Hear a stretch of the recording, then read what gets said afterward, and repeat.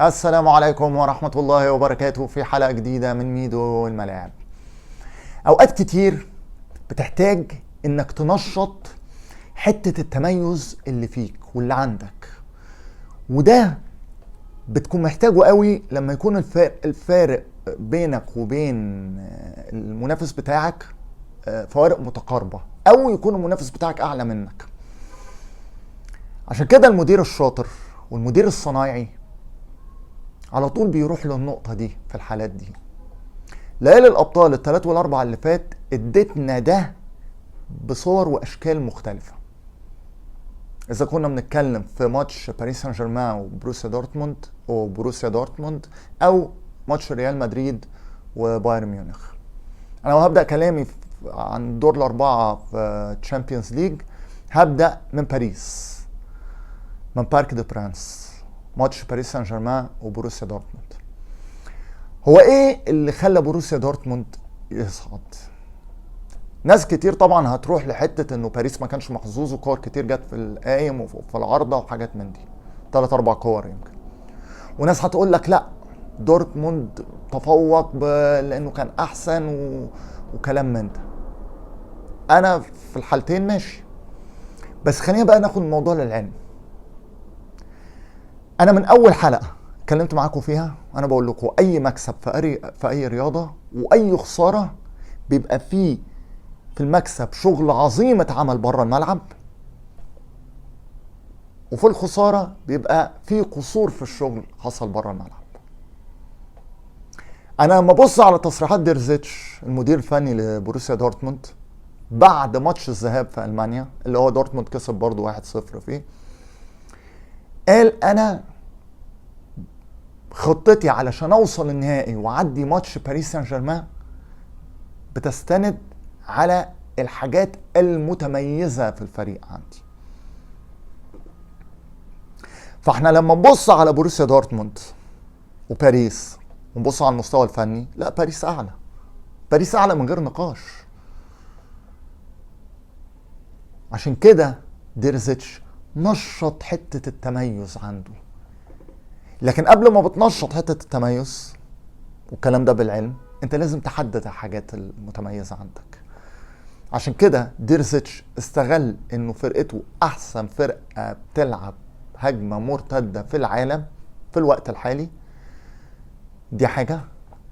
الحاجة التانية، هو حول حاجة من كونها هي ممكن تبقى نقطة سلبية حولها لحاجة ايجابية. حتة الاعمار السنية الكبيرة هو استغلها على انها ورق خبرة. عشان كده احنا شفنا باريس سان جيرمان بقوة مبابي، بقوة اشرف حكيمي، بفيتينيا، بديمبيلي، ما حدش فيهم عارف يعدي. مفيش ولا هجمة يعني تشوف حد ترقص. ليه؟ لانه هو نشط نقطة التميز عنده اللي هي خبرة اللعيبة اللي عنده. تشوف كمان قمة ده في التغييرات بتاعت ديرزيتش. تغيير روس تحديدا، ناس كتير اختلفت مع التغيير ده باعتبار انه قديم سريع وكلام من ده، ولكن هو في الوقت ده زي ما بقول لكم هو راح لحتة الخبرة فاستغلها، فنزل ريوس لعيب عنده خبرة، لعيب تقيل في الملعب.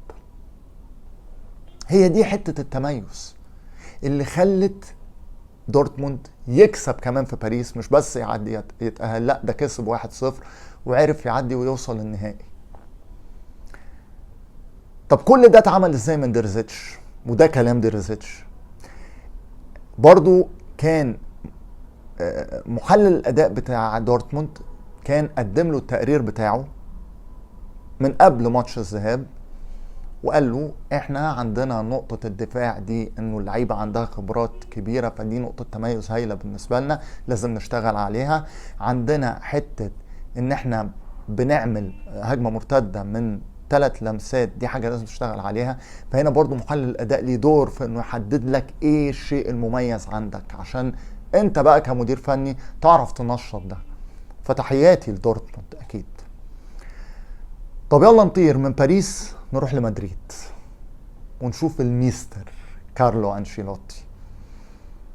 نشوف الراجل ده دكتور جراح انشيلوتي، تحس انه فعلا بيعمل عمليه جراحيه يعني حساسه جدا يعني. كويس. طيب خليني بس ابدا في نفس الحته بتوخل قبل ما اروح لريال مدريد.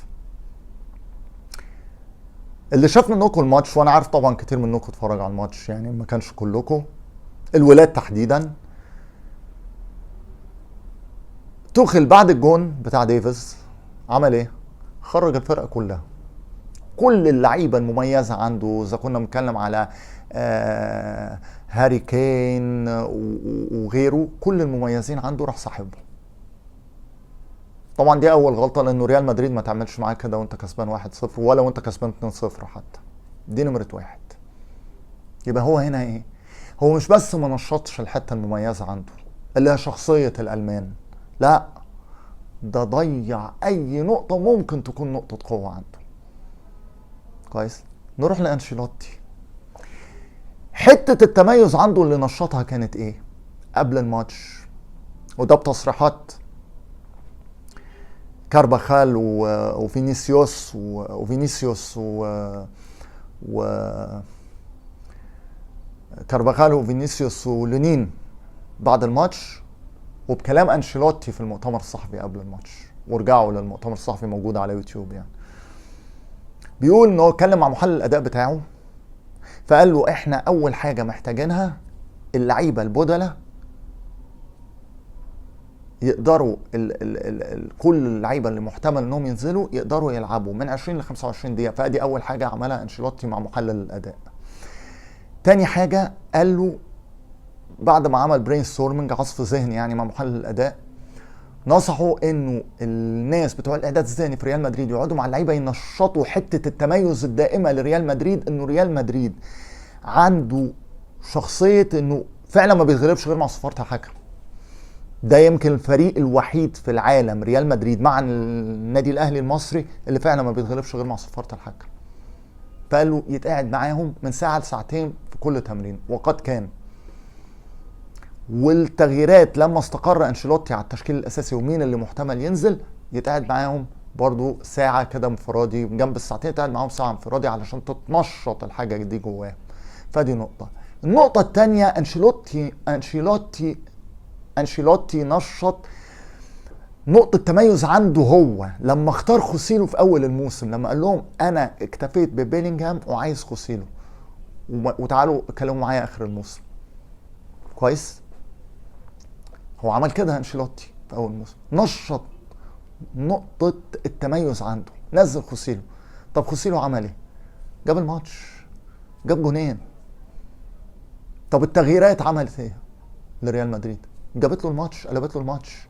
وانا قاعد بتفرج على الماتش، ولما جه الجون بتاع بايرن ميونخ بتاع ديفيز، كنت قاعد بتابع كده يعني على الانترنت، الناس كلها قالت خلاص ريال مدريد خرجوا وبايرن ميونخ تأهل والنهائي الماني. انا قلت لا. ليه؟ لانه تغييرات، لما انشيلوتي عمل التغيير انا عرفت انه ريال مدريد هيرجع. وما احبش اقول لكم ان انا قلت ريال مدريد هيكسب في الوقت الاصلي. واضح انه الراجل صاحي، انه في شغل اتعمل قبل الماتش. طبعا الناس اللي ما بتحبش ريال مدريد هتقول لي وهتكتبوا انه الجون اللي جابه بايرن ميونخ في الاخر. انا ما بتكلمش في حالات تحكيميه، بس الصفاره يعني شوفوا اللعبه تاني، لعيبه ريال مدريد وقفت. ليه؟ لان الصفاره طلعت والكره رايحه لنصير مزراوي، فالكره وقفت، فلعيبه ريال مدريد وقفت. فجايز جدا لو الكره في اللعب كان لعيبه ريال مدريد تقطع الكره. انا ما بتكلمش فنيات، بس انا بوضح دي، وانا برضو مش هتكلم تحكيم، انا بوضح لكم الجانب العلمي. فلازم تملي كلنا ننشط الحته المميزه فينا في احيان كتير، مش بس ان انت تشوف نقط قوتك ونقط ضعفك، لا لازم تنشط الحته المتميزه فيك. فلتحيا فلسطين، فلتحيا فلسطين، فلتحيا فلسطين. ربنا ينصر فلسطين، ربنا يحفظ فلسطين، يحفظ امهاتنا وابائنا، بناتنا واخواتنا، بناتنا واولادنا، اخواتنا واخواتنا. ربنا ينصر المقاومه الفلسطينيه ويصد الرميها على كيان المرتزق المجرم القاتل الغاصب للارض من 76 سنه. فلسطين واهلنا في فلسطين هم شرف الامه العربيه، هم اطهر شرف الامه العربيه. كده اكون وصلت معاكم لاخر الحلقه. اتمنى تكون الحلقه عجبتكم، اتمنى يكون موضوعنا لاعجابكم، واترككم في رعايه الله وامنه وحفظه وسلامته. على ان نلقاكم في حلقه جديده من ميدو الملاعب. عاش العرب، كل العرب، عاشت فلسطين حره عربيه ابيه، بكل العرب ولكل العرب.